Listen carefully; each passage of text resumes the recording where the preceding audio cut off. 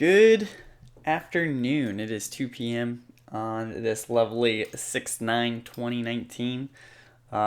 This is the final exam, so I'm going to break you right through this real quick before I waste too much time. So my evaluation for the final briefing paper, break it down real quick.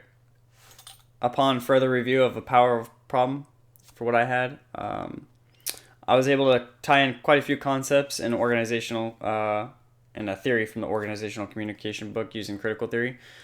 The critical theory, based on the textbook definition on page 145, which is chapter 4 of an introduction of organizational communication, is an approach to organizational communication that employs theory as a framework to expose those within hidden power structures in an organization that allows, or that the ways that dominant interests distort meaning, thought, consciousness, and communicative action to maintain their domination by marginalizing alternative expressions. So basically, it's to help me find the hidden power within that organization that distorts the communication within that organization. So I used that theory to help me basically identify exactly what was going on within this organization.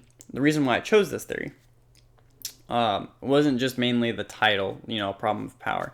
So that's kind of like one of the clues I kind of got, but not really what I was using here. So one of the key main parts of this case study, right off the bat, Frank talks about how people in higher positions don't use aren't making the right choices, essentially. And he says that the people in the lower power positions know what they want to do, but they cannot do that because they're in a low position of power. So from that, I figured this would be a good approach to use this to see if there's actually a problem power within this organization. So as I'm getting further throughout this case study, through the foot world of this organization, basically this helped aided my approach to seeing how the organization foot world had its ties of power and what exactly needed to be exposed from this workplace. So based on that information gathered from the case study and what was present for this case, there are quite a few key concepts that I chose from the book that can be definitely applied to here, and which helped me identify who had this hidden power or who did not have this hidden power, and if that was even the case issue. So the first key concept that I took out of this was self-identity. I chose self-identity from, I use this as an outside viewpoint for myself. I believe that Frank doesn't identify with the organization, and I figured self-identity would be a good way to see why he doesn't identify with the organization. He worked there for 14 years, and he feels that he's betrayed. He feels that he's an army of one within that organization. He doesn't feel like he needs to identify with that organization. So I figured that would be a good breakdown. That's in Chapter 8, Section 2, page 240, if anyone wants to take a look at that. I chose another key concept to be applied to this case study, the flow of communication within the organization, and gossip, which is Chapter 16, page 380.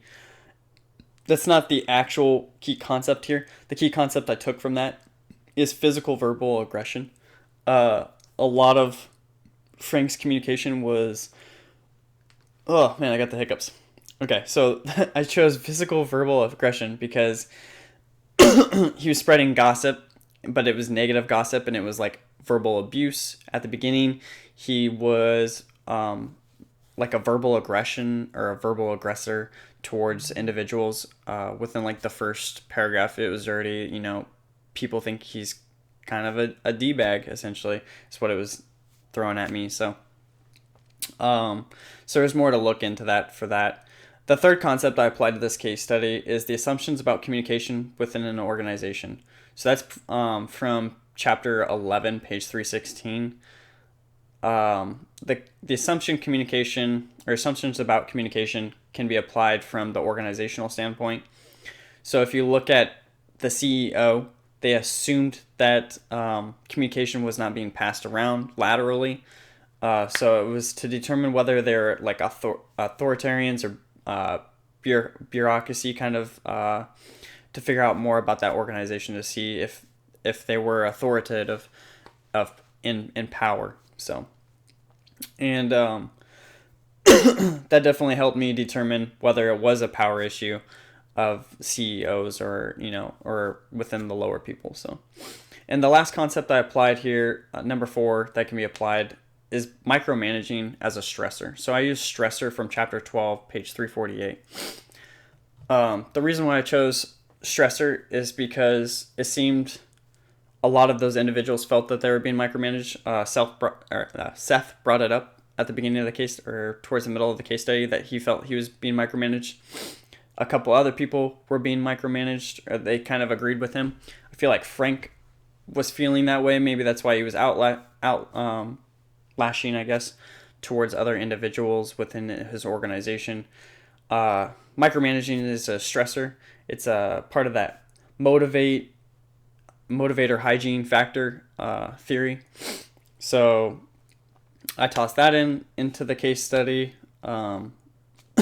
Therefore, my conclusion was that Frank was actually the main problem here. It wasn't actually a hidden power problem within the CEOs. The CEOs figured out exactly that the cross-platform team needed to be in place in order to have that communication ties between each department.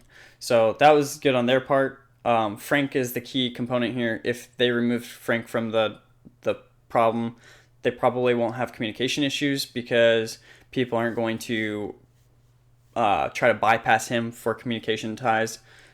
He seemed like he was the individual that people needed to go to pass through chain, and he was mainly part of the key components here for stressors for other individuals, talking crap about other individuals and all that other stuff. So, and they just didn't want to communicate with him, probably making it so that they didn't want to communicate with each other of other departments as well, because they didn't really know who to talk to, that they felt like they weren't getting backstabbed essentially. And that was my overview. So therefore, as previously stated, chapters 4 for critical theory I used, and then I used chapters 8, 11, 12, and 13.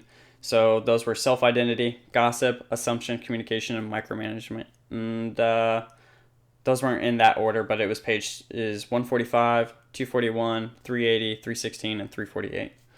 And those are the ones I applied. And thank you for watching my video. Have a good summer. Take it easy.